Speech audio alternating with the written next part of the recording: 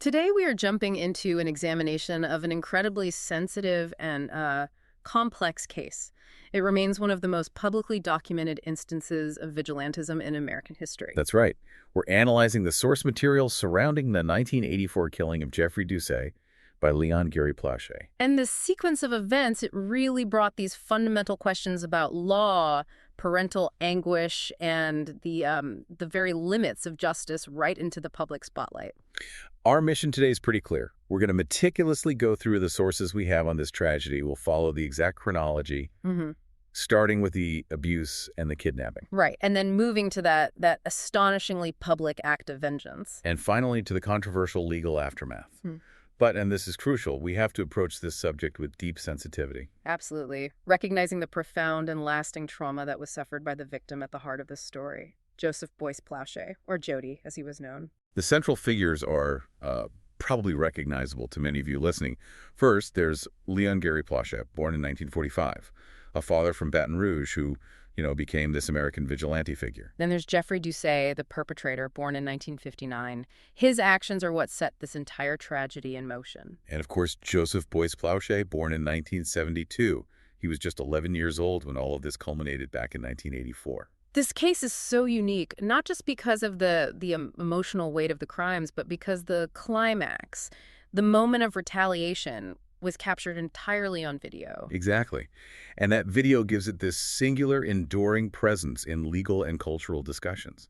The sources really force us to ask some tough questions about how the legal system responds when public outrage just, hits a boiling point. We're going to explore how Plauché, who was initially charged with second-degree murder, managed to secure a legal outcome that let him avoid any prison time. An outcome that relied heavily on arguments of a complete psychological breakdown. And maybe the most vital part of our exploration today is following the long-term journey of Jody Plauché himself. It's a journey that, well, it leads to a really surprising path of healing and advocacy. When you look at all the sources comprehensively, you see that the conversation this case started was really centered on whether the law, as it's written, could ever adequately address the extreme circumstances that drove Gary Plauché's actions. It's an exploration into documented outcomes, legal precedents, and the human cost. And it all stems from the horrific abuse suffered by Jody Plauché. To really understand the intensity of the climax, we have to start at the beginning, the prelude to this tragedy and the circumstances that were really breaking the Plauché family apart in early 1984. So let's start with Gary Plauché's background, as the sources detail it. Right. So Plauché was a Baton Rouge native. He was an established member of his community. He had military experience as well. He'd served as a former sergeant in the United States Air Force. And he had a stable career, right? Yes, a heavy equipment salesman. So it's the profile of an ordinary working American father. And there's a crucial personal detail, one that's often overlooked, but was cited later in the psychological evaluations, and that's his marital status at the time of the shooting. Yes, that's a key point. Yeah. The sources confirm that Plauché was separated from his wife, June Sheridan, when the shooting happened. Which created a vulnerability. The huge vulnerability within the family unit. And as we'll get into, the psychological analysis strongly suggests that this vulnerability was actively exploited by the perpetrator, Doucet. So let's talk about Jeffrey Doucet. He was 25 years old at the time. How did he get access to the family and specifically to young Jody? Doucet was Jody's karate instructor. Ah, so a position of trust. Exactly, the position of trust and authority. It's a classic pattern documented in so many cases of abuse. He wasn't some stranger on the street. He was a mentor figure, someone respected by the family. And that allowed him to cultivate this relationship with Jody that, well, tragically masked the abuse that was happening underneath. It did. And the sources are very clear that this was not a sudden one-off event. The abuse had been systematic and it was prolonged. That's the most shocking discovery in the source material, I think.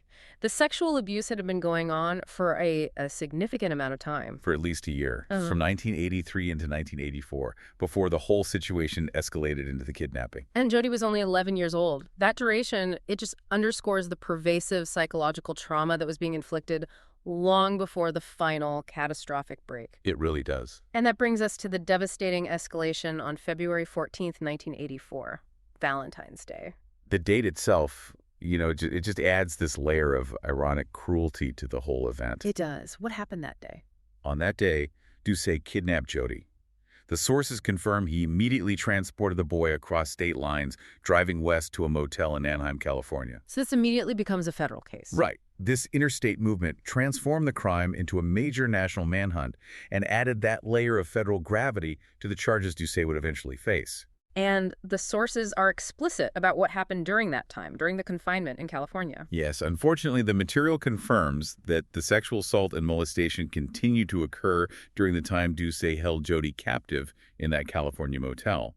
The crime was continuous, which just escalated this sense of terror and powerlessness for Jody and soon enough for his entire family. I can't even imagine what the family must have been going through during that nationwide search, just the sheer anxiety.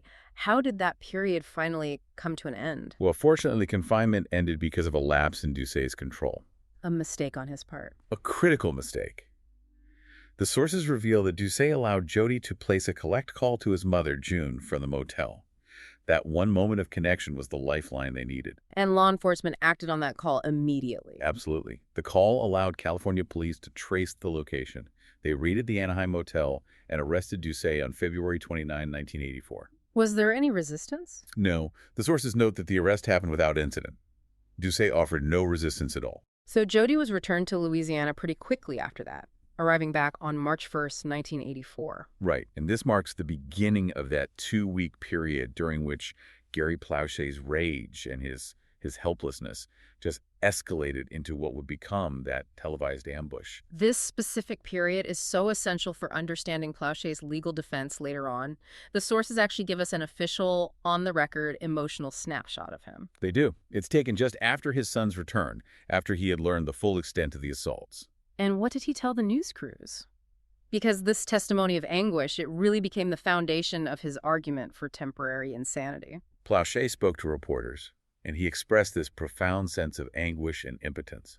He said that after hearing the reports of the sexual assault, he felt a sense of helplessness and did not know how to deal with the situation. That feeling that he was utterly unable to protect his child, and the failure, to detect the abuse over the past year, that's the raw emotional state that was documented right before the killing. It's critical. He was an Air Force veteran, a salesman, a man who was probably accustomed to being in control of his life. And suddenly the sources portray him as totally derailed, unable to rely on the legal system to satisfy his need for immediate retribution or to somehow erase what had happened. Precisely. His emotional and psychological state, as it's captured there, suggests this desperate search for control, for a form of justice outside the established legal channels. And that sets the stage for the dramatic confrontation that followed just over 2 weeks later. That intense period of waiting, combined with that documented helplessness, it all culminated on March 16, 1984. That's the day Doucet was being transferred back to Louisiana to face trial for the kidnapping and abuse. Let's try to set the scene for the confrontation at the Baton Rouge Metropolitan Airport. So Doucet was flown back specifically to face those serious state charges. His flight arrived that evening around 9:30 p.m., and Gary Plauché was already there. He was in position, waiting inside the airport terminal. And the sources make it absolutely clear this was not a chance encounter. This was a planned ambush. Not at all. And there's this shocking element of, I guess you'd call it institutional failure, because the local media played a direct role in making Plauché's plan possible. This is one of the most ethically fraught aspects of the source material. The local ABC affiliate, WBRZ-TV, was scheduled to film Doucet's arrival. Right. And crucially, an employee of that station, WBRZ-TV, informed Plauché of the exact time and location of Doucet's arrival. That's a huge point. It really moves the media's role beyond just documenting what happened. And to direct facilitation of a criminal act. They gave him the critical non-public intelligence he needed. They did. A WBRZ news crew was already setting up their cameras to film the perp walk, which tragically created the perfect scenario for Plauché's vengeance. A filmed public execution. So Plauché wasn't just, staking out the airport hoping for a glimpse. He was acting on a confirmed schedule that was provided by the very media organization that was covering the story. Exactly. What did the sources say about his strategic positioning and how he prepared? He was waiting very strategically opposite the news crew. He positioned himself near a bank of payphones, and he used a simple disguise, just a baseball cap and sunglasses, to avoid being immediately recognized. But the sources reveal a level of calculation that kind of contradicts the idea of a simple, impulsive act of fury. It does. The most chilling detail is his use of the payphone. He was reportedly talking to his best friend, just using the phone conversation as a cover, a way to look normal. And the most tactical element. His surveillance method. He was tracking the reflection of the news camera lights on the wall.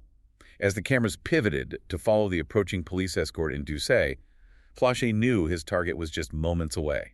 That reflection was his cue. It was his signal. That kind of cold, calculated waiting, using the media's light source as a trigger. It contrasts so sharply with the temporary psychosis defense we're going to talk about later. It really does. It demonstrates a capacity for deliberate, focused action, even if it was driven by extreme emotion. It shows premeditation of the act, even if the motive itself was born from trauma. Right. The sources paint this picture of a man focused entirely on his objective. He was ignoring the public setting, ignoring the police presence. So describe the moment of the shooting itself as it was captured on that video footage. Doucet was being escorted, in handcuffs, by police officers through the terminal. As they passed the news crew, they walked directly past Plauché. And that's when he moved. Plauché moved quickly. He drew a small .22 caliber revolver, fired a single shot at point-blank range, and struck Doucet on the right side of his head, near his right ear. The action itself was so immediate and decisive. What was Plauché's reaction in the moments right after the shot? Doucet immediately fell to the floor, bleeding profusely. And Plauché's first action, which is documented so clearly by the video, was to simply place the telephone receiver, which he was still holding, back onto the hook. Wow, just hangs up the phone. Just hangs up the phone. Yeah. The police officers, who were stunned by the sudden violence, immediately restrained Plauché and disarmed him. And the officers knew him, didn't they? That must have just compounded the shock for everyone there. They did. The sources document their immediate emotional reaction when they recognized him. Yeah. It was, "Gary, why? Why Gary?" That intimate, distressed questioning from law enforcement, it speaks volumes about the community's recognition of Plauché and the profound shock that this ordinary man had committed such a spectacular, violent act. It does. And Doucet didn't die instantly. No. He fell into a coma and died the next day, March 17th, 1984. And the sources confirm the entire event. The waiting, the shot, the immediate aftermath was all captured on videotape by that WBRZ news crew, the same crew that had provided the arrival time. Right. The sources really emphasize the enduring nature of this footage. This video has become a historical document of vengeance. Its legacy is pervasive. The footage immediately became an item of extreme public interest, but its lifespan has extended so far beyond that. It's been used in other media, hasn't it? Yes. The sources note its inclusion in some controversial media, like the 1994 shockumentary Traces of Death 2. But perhaps more significantly, it was used in mainstream documentaries. Most notably, Michael Moore's 2002 film Bowling for Columbine. Right, to discuss the nature of American violence and gun culture. Exactly. And the fact that it has amassed tens of millions of views on public platforms like YouTube just reinforces its status as a defining visual artifact of American vigilantism and tragedy. It really ensures that this singular, tragic act, performed decades ago, remains constantly in the public consciousness. It's always there, shaping perceptions of justice outside the courtroom. The case transitioned instantly from a personal tragedy to a public debate, all because a camera was there. Now we have to turn to the legal proceedings, which in many ways are even more shocking than the crime itself. Plauché was immediately charged with a severe crime, especially given the premeditation involved. That's right. He was initially charged with second-degree murder. This charge typically applies to killings where there is intent to kill, but maybe not the extreme, detailed premeditation that's required for first-degree murder. And given the details, the cap, the sunglasses, using the camera reflection, this charge seemed appropriate, right? On surface, yes, Yeah. it seemed like a solid charge. And yet the case never actually went to trial. Plauché accepted a plea agreement. Correct. The prosecution accepted a plea bargain, then allowed Plauché to plead no contest to the lesser charge of manslaughter. Let's clarify the difference here for our listeners. Yeah. Manslaughter is a significantly reduced charge compared to second-degree murder. Oh, absolutely. The legal difference is rooted in intent and state of mind. Second-degree murder implies a deliberate intent to kill or cause serious bodily harm. Whereas manslaughter. Manslaughter, in this context, implies the killing happened either in the heat of passion or without that premeditation, often stemming from extreme provocation or a state where rational control was diminished. So the defense's ability to get the charge reduced from murder to manslaughter, essentially meant convincing the state that Plauché's actions, though they were fatal, were a reaction to immediate and severe psychological distress. It was a critical legal shift. A massive shift. He pleaded no contest. The sources state this means he's accepting the punishment without admitting guilt. But why would the prosecution agree to such a major reduction, especially in a case with overwhelming televised evidence of the act? This is where the legal maneuvering, which is heavily implied by the source material, becomes really fascinating. The sources suggest the prosecution faced a massive challenge in securing a conviction on a murder charge. And what was that challenge? The primary concern was the extremely high probability of jury nullification. Can you explain that concept for us? Sure. Jury nullification is what happens when a jury, even if they believe the defendant is technically guilty under the law, chooses to acquit them or convict them on a lesser charge because they believe the law itself, or the application of the punishment, would be unjust in that specific circumstance. So they basically ignore the letter of the law in favor of what they see as a more just outcome. Exactly.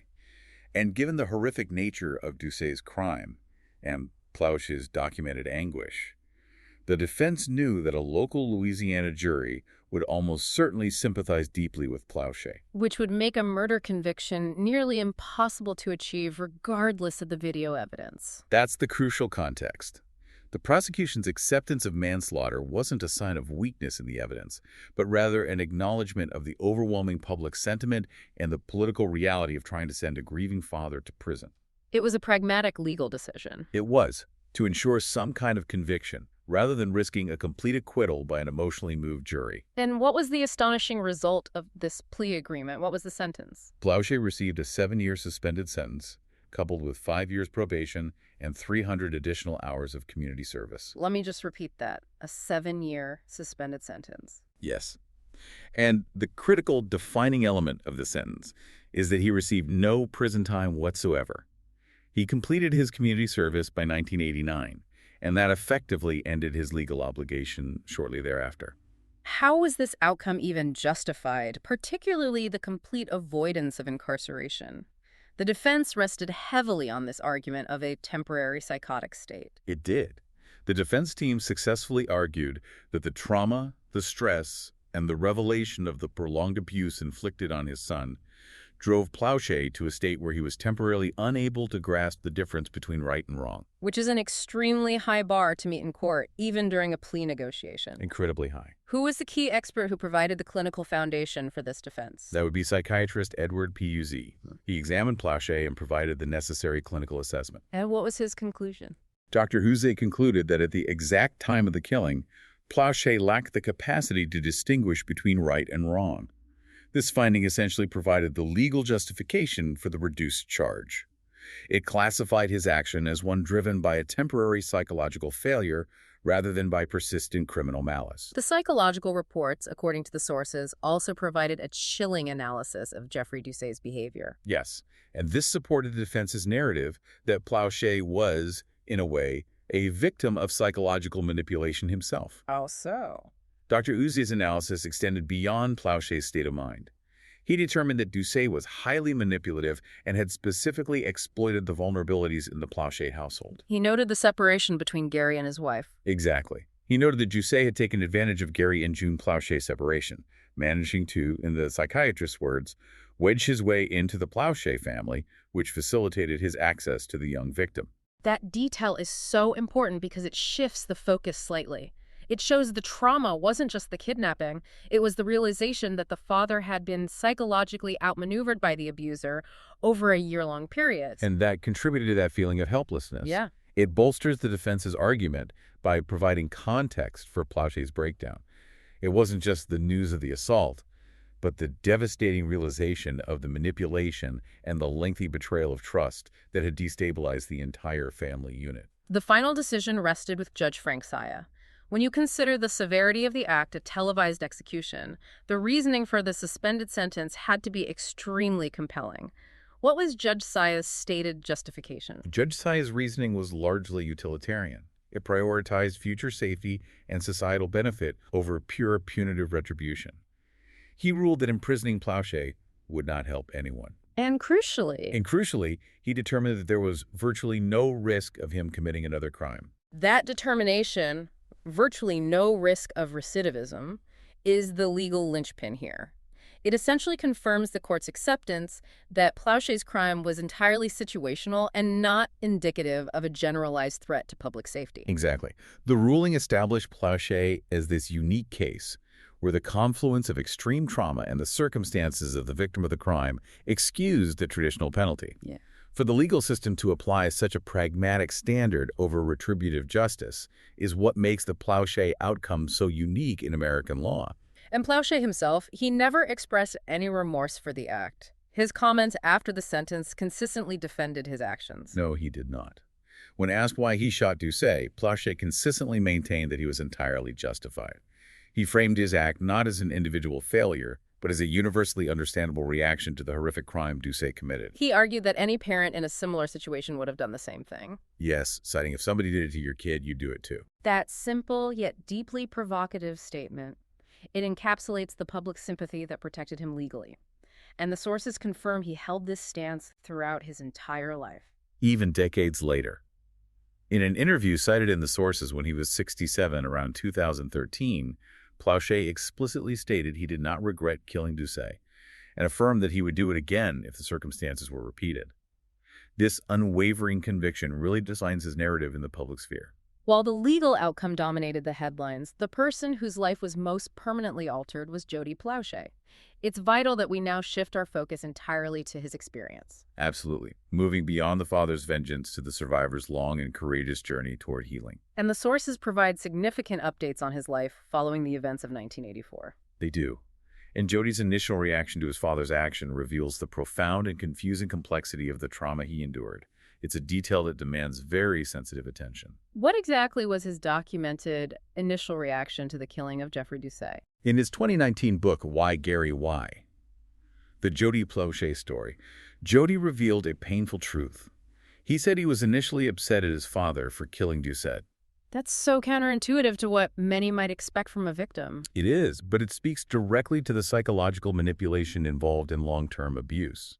It highlights the devastating effect of trauma bonding, where the victim relies on the abuser for survival and forms an attachment, often confusing manipulation with mentorship or affection. Exactly.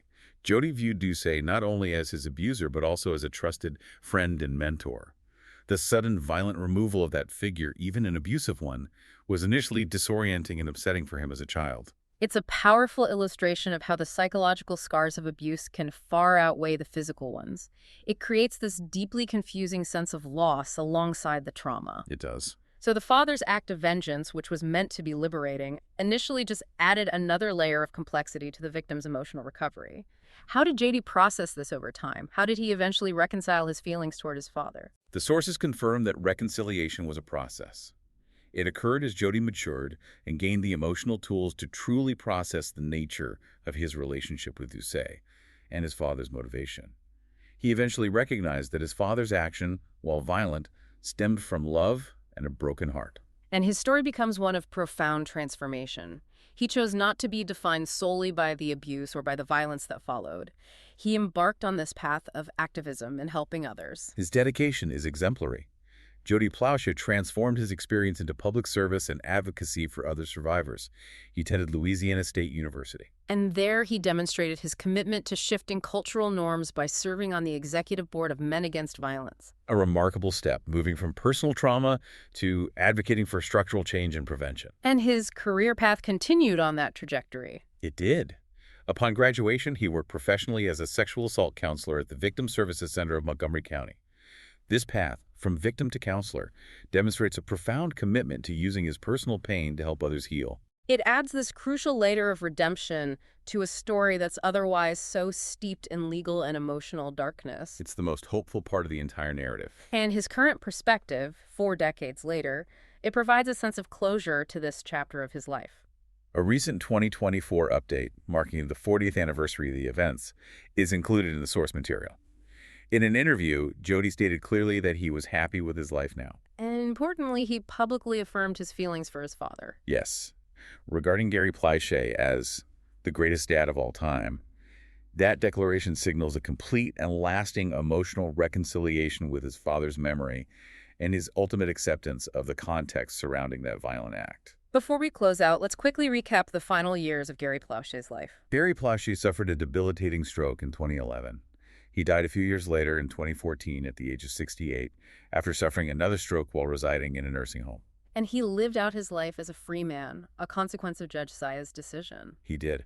And his case remains a benchmark for studying this specific type of situational violence. It's frequently referenced in discussions about American vigilantism targeting sex offenders, isn't it? Oh, absolutely. Yeah.